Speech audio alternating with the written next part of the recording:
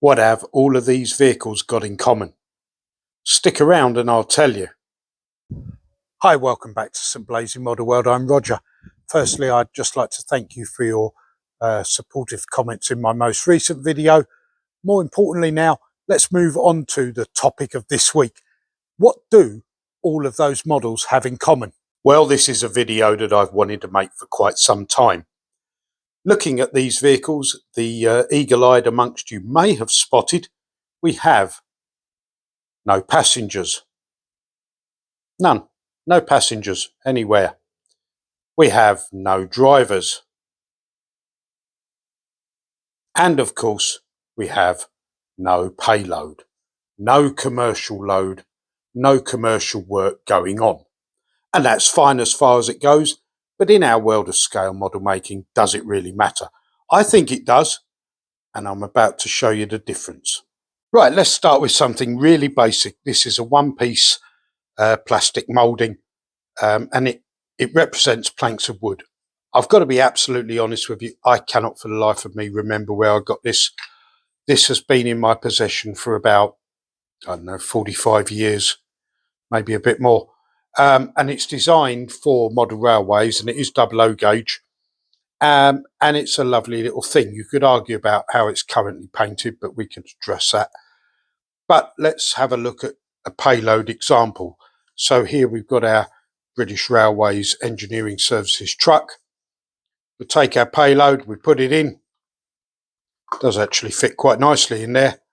And straight away, that vehicle is transformed from being a stock item that you buy off the shelf to something that if you saw it on a railway diorama, or any other kind of diorama for that matter, it gives more realism. And that's really what a payload is about. We're giving more realism to our scenery. So here's another example of something improved, in my opinion anyway, by carrying a payload. We've got an empty hopper wagon here and a full one here. And again, you know, this is an old model and you could argue about the fact that it's one colour plastic. We could put a wash over it and do something with it. But I just think it looks more realistic for having a payload in it.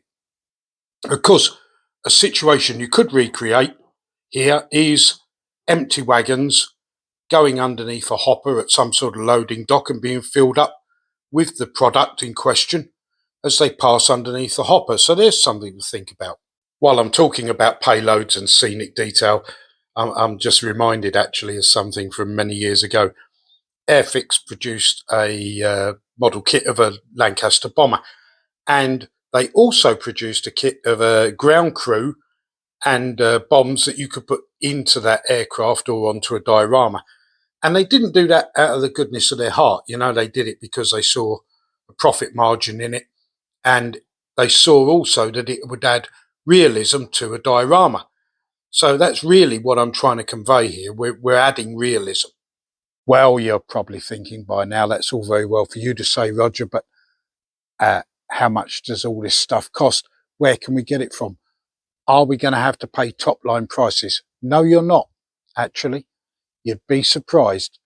Not just mainstream manufacturers are in this game, but with the advent of 3D printing, there are all sorts of independent suppliers as well.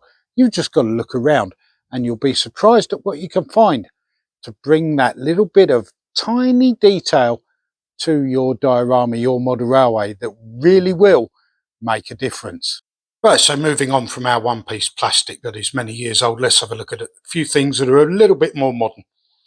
So you can buy things like this, and these are just wooden sort of planks and squares, really. I use these a lot, really, in different things. They're great for making flatbeds for EFE lorries. Something like this, if you want it to take the body shell off, and I can tell you how to do that if you're not sure, and construct yourself a nice little open flatbed. And don't forget also that while we're talking about these static items of freight, there was also livestock moved around on the railways historically here in the UK, certainly. Here's a couple of examples. We've got some pigs and some sheep. These are both double O gauge, as you can see, HO.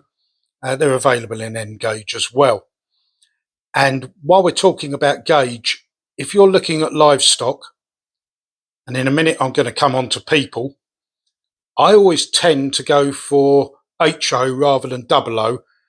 The slight increase in size does kind of make these things stand out, so that when you've got a driver, for example, in a coach or some passengers, if they are in a slightly bigger scale, there's not actually anything wrong with that in my mind.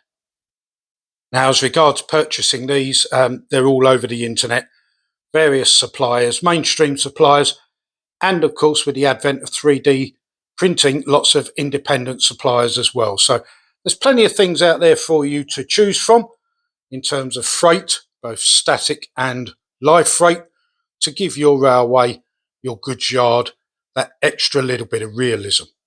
When it comes to people, you can either go the cheap route, such as this bag that I bought from a Chinese manufacturer, or you can do something a bit more upmarket, shall we say. These from Bachmann, 00 gauge seated passengers. These ones are actually going into my DMU bubble car, which you'll see later on in this video.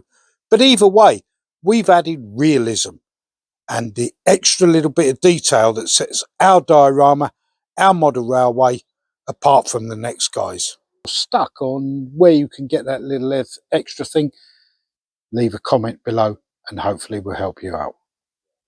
Believe me, I really do know. If you've never opened up a railway carriage before, let alone a locomotive to add some drivers, it's nerve-wracking. If you're in that situation, then start with something really basic. Put that very simple payload into one of your model trucks for your diorama. Add a few sheep or pigs to some trucks, or a basic payload like this one. Finally, you can move on to adding passengers to your railway rolling stock and drivers to your locomotives. It is challenging, it is nerve-wracking, but these are the things that you need to strive to. Whilst we're filming this on the end of the video on my little shelf railway layout here, let's just have a look at this simple scene I created quite some time ago. We've got a bus stop with a post box and a telephone box and a couple of passengers waiting for the bus. How much realism does that bring to this very simple scene? You can do all this stuff. You just need to have faith and confidence in yourself. I hope you've enjoyed this one, and we'll see you again very soon, hopefully in 4K once I've mastered my new video camera at St Blazing Model World. Bye bye for now, viewer.